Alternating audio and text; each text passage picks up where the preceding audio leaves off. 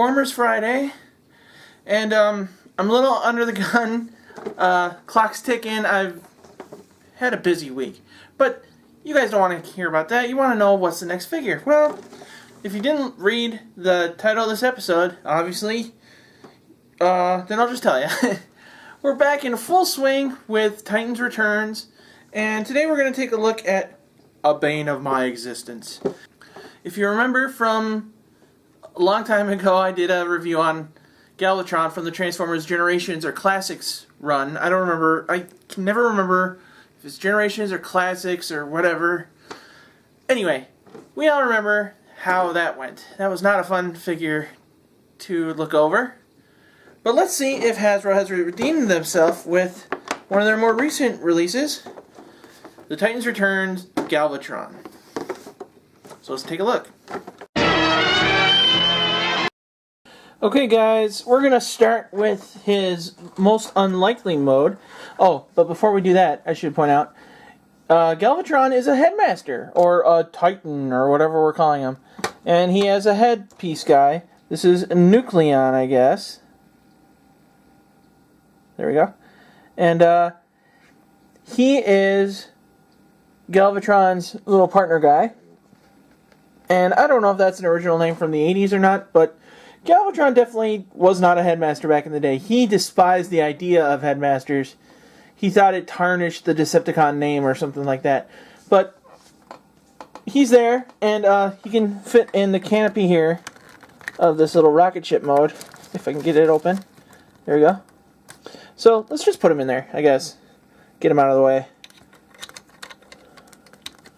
We'll talk more about him when we get into robot mode, if he wants to go in. Why is he not going in? There. Okay. So yeah, this is his rocket ship mode, which is, I feel them just pushing for a triple changer mode.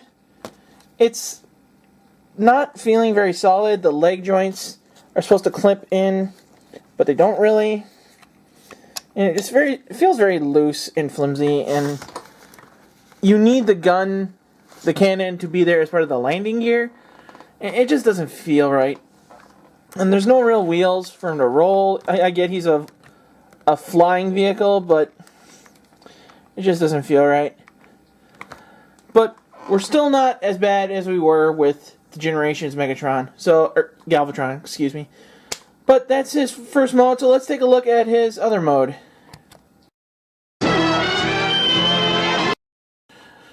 And okay, here he is in Canaan Form, the form we've all wanted him to see.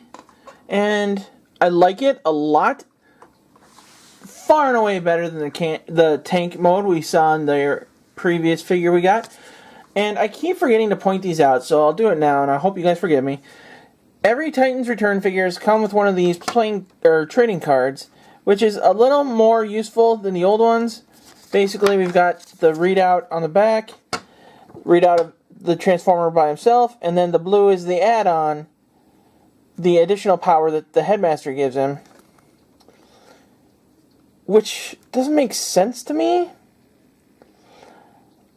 because, like, there's a whole idea of the Headmaster is being able to flip bodies and stuff, you know? So, what if I want to know what the readout of this body is with maybe Skull Cruncher's head? It's weird to me that we have these. I like them, but there should be a different readout for the head character. We should get a separate card for the head character with his readout of power and just do the math later. It's a little more difficult to try to do the math when they're connected like this, but whatever. And anyway, we've got the cannon here, and I love it. I really love the orange piece, the cannon piece here. It is so perfect to what I've always wanted in a Galvatron figure. Now, Nucleon is still in there. I forgot to take him out of the cockpit, but it really doesn't matter. We don't need him to leave. But it is worth pointing out that there are these little pegs on his back piece where you can stand other headmasters. So let's just go ahead and take a look at that. Okay guys, here we're going to take a look at this. So like every headmaster or headpiece character has the two regular holes for each foot and then the tiny one in the middle. And I think we want the two small ones. Let's see if they fit like this or not. I don't know. And I don't know what the point is of having them like this, or even just like this. Like I said, the figure does not like to connect or clip together the way he probably should. But it's still a slightly faulty Galvatron. Is much better than the Galvatron we got. Anyway, so he can basically man the cannon, I guess. Like, and it makes me question what they were going for. Is the cannon also some kind of mobile vehicle kind of thing? I suppose it would, with the tank tread arms on the bottom. But it's just confusing to me. It feels like they really didn't know what to do with Galvatron. But that's enough for the alternate modes. Let's take a look at his robot mode. So we'll take a look at that right after the break. The Transformers will return after these messages. The courageous Ultra Magnus is a born leader. We meet at last, Galvatron. And it will be the last time we meet. And Galvatron is Ultra Magnus' sworn enemy. Galvatron transforms from laser cannon to fighting robot. And Ultra Magnus from huge car carrier to Autobot commander.